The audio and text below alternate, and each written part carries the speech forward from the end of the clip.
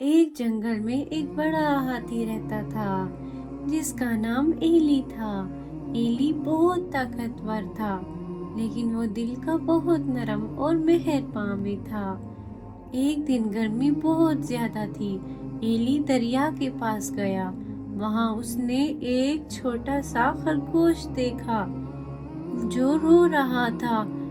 ایلی نے پیار سے پوچھا، تم کیوں رو رہے ہو؟ خرگوش نے کہا، میں اپنا گھر بھول گیا ہوں، مجھے راستہ نہیں مل رہا۔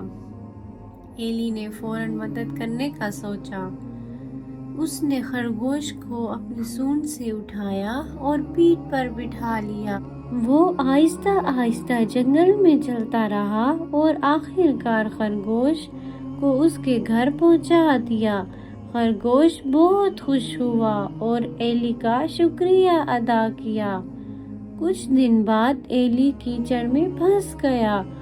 وہ بہت کوشش کرتا رہا لیکن باہر نہیں نکل سکا۔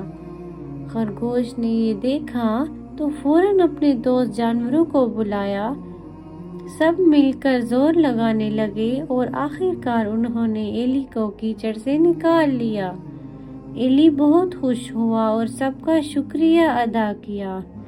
اس کہانی سے ہمیں یہ سبق ملتا ہے، جو دوسروں کی مدد کرتا ہے اس کی مدد بھی ایک دن ضرور ہوتی ہے۔